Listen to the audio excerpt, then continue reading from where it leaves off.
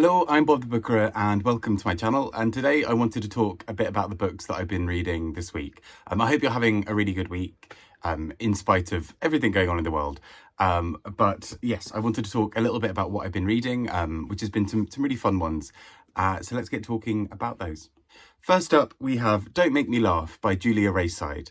And this is a book that I think is really important and really interesting in many, many ways. So I went to a debut authors event a few months back, or maybe last year, who knows at this point. And it was based in East London in a bookshop. And it was essentially a speed dating style event for 5 debut authors, this being one of them. And this book I thought was so interesting at the time and really loved as well when I came to read it. So the core idea is it's an insight into the world of comedy, and particularly how people in positions of power or charm, so thinking about a comedian kind of controlling a room or kind of reading a room in that respect, can also apply those same skills, feels like the wrong word to use, but apply those same techniques in their day-to-day life. And so particularly around coercion and what that might look like for particularly male comics abusing their power by being pretty horrendous to women. And we get this throughout the book where quite early on we meet a few women whose lives have been massively affected by a certain comedian who uses that charm and his sort of social power to be really awful to several women, not only in a sort of physical sexual sense, but also emotionally manipulative, all of those sorts of things. It makes for hard reading in many ways, but at the same time there's something so important about the way the book shines light on that and then tries to delve into it in a deeper sense. So without spoiling anything in this book, it turns at one point into almost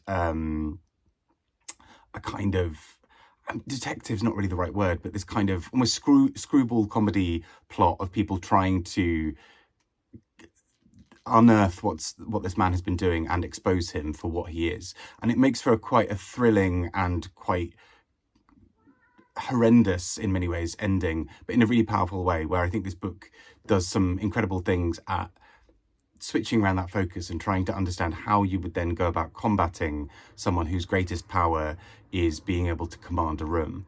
And it kind of inverts it in a very interesting way, I think. So I thought this was a really beautiful book in many ways, really clever in the way it does it, particularly the way it also incorporates bits of comedy into itself. So although the subject matter is incredibly dark and difficult, it employs quite a lot of humour in a way that is really quite good.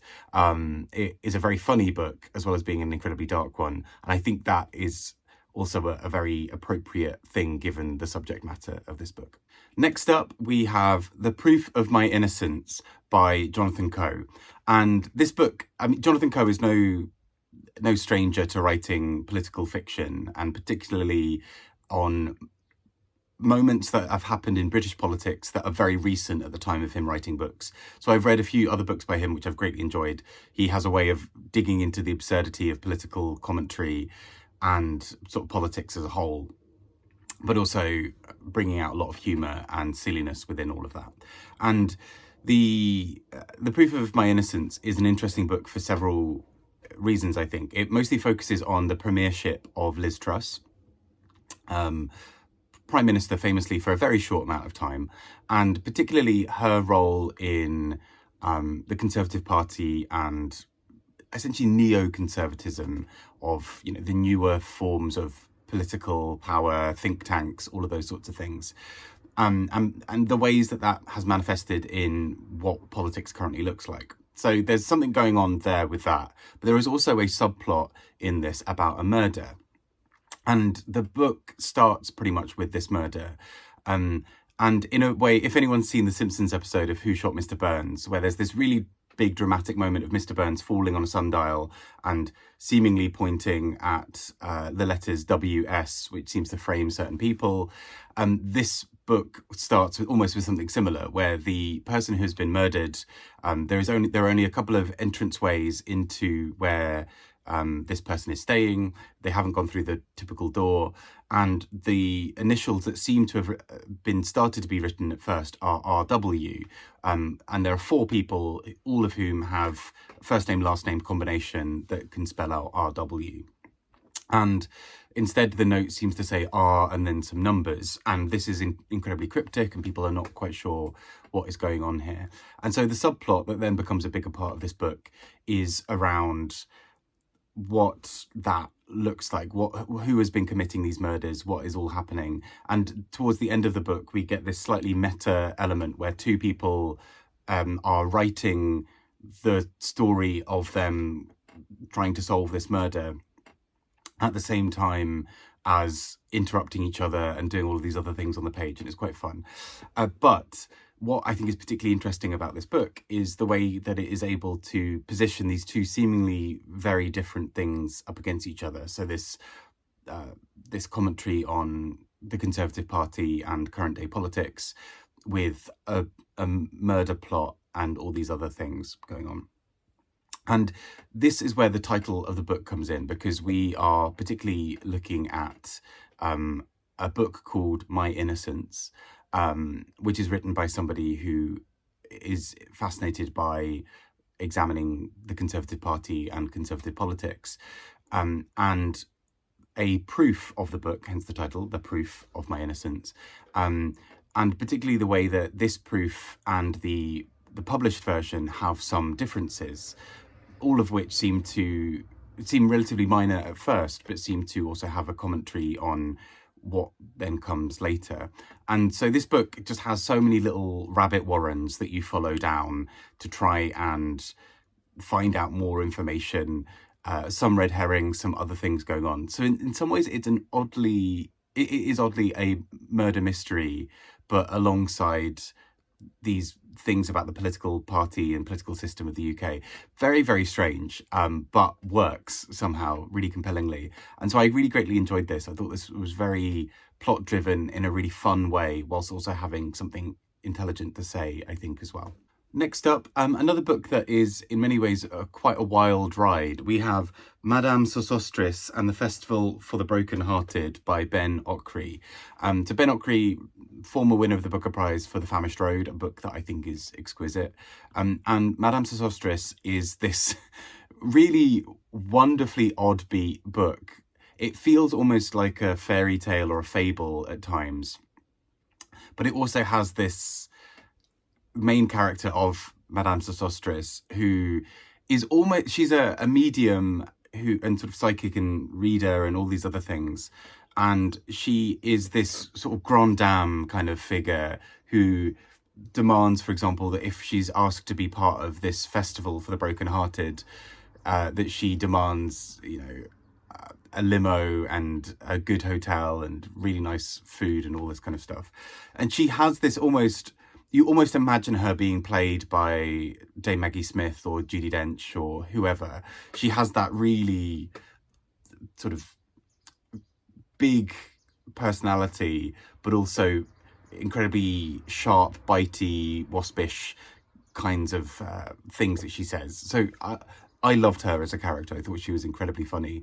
And all of this leads towards a festival, as the book suggests, for the broken-hearted, which starts from an odd concept. This book is a bit weird and wonderful in the sense of you just kind of have to roll with it. It sort of says some things, and it has this very dreamlike quality that feels almost like, there's a lot of suspension of disbelief here in a really fun way, where this book feels like you kind of know that these characters would be absurd if you ever met them in real life. And that's what makes it funnier and better, that they are just these weird people all trying to come together to put on a festival that is about mending broken hearts and people acknowledging and understanding who they really are. And the book, without spoiling anything, the book's plot develops and develops until we start to realise what might be really going on behind the scenes. The idea that Madame Sosostris has in some ways engineered a lot of what is happening in order to make broader points about other things. And in the midst of this, we have people who are trying to imagine what it means to not be brokenhearted, or to live their truest selves. And in the background, we've just got Madame Sosostris with her little puppet strings. And I thought this was such a bizarre book in a really fun way. It's just utterly silly, but really, it kind of felt very filmic. It felt very much like a short, dreamy film with just absolutely absurd moments going on. I really enjoyed this. I thought it was so much fun. And last but not least, a bit of a classic, Tennessee Williams with Cat on a Hot Tin Roof. I always have to look at the title of this because I always accidentally mix up words from the title. A real classic of this southern US tale of a family barely keeping it together, really, where what starts as what seems like a very polite conversation and care and all of these things around each other in a family very quickly starts to break down, where we realise what's been bubbling under the surface. And I think with both this and A Streetcar Named Desire, there's something so tense all the way through of how he's able to, with a couple of characters saying the odd word out of place, really help us understand that something is going on, that something's about to break.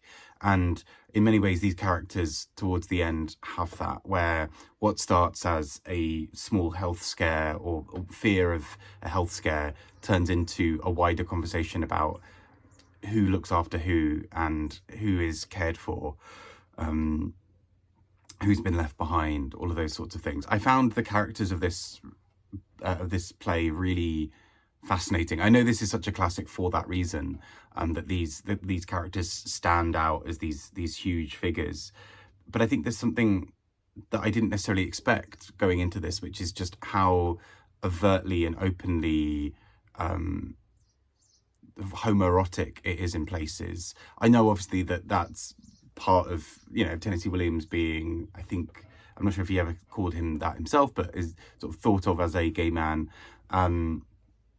And just the fact that kind of looking through, we see these moments where that was incredibly bold for the time this book or this play was written and then performed. Something I also thought was really interesting in this edition that I've got is that there are two versions of the third act. And this is a play that takes place over a really short amount of time, as in the stage directions at the beginning of Act 2 and at the beginning of Act 3 basically say continue on as in the same positions and time as the last act ended. And that, I think, so this is a really condensed bit of time. This is very intense with people talking and what have you. But these two different parts of Act 3 I thought were really interesting, because we have the original version and then we have a commentary note where the director who was about to put this on saw Tennessee Williams and what he had written and thought, well, actually, there's something that's not quite right here. We need more development of this character. We need this decision to make more sense later. And so putting all of that together, how do we make this thing work? And so I thought it was really interesting, because what we then get as a result is a slightly different Act 3. And reading them both side by side, you see some differences where one character is really elevated and a small piece of dialogue changes at the beginning or something else. And actually, it's weird to see that editing almost in live, sort of happening live almost, of if you compare these two things side by side, then you see how big a difference it can make to make some very subtle changes to the way characters talk to each other, and what that then reveals about the intention of the play. And so I thought that was really fascinating. I might do another video on that separately, of just how authors are able to change bits of their work and what that means.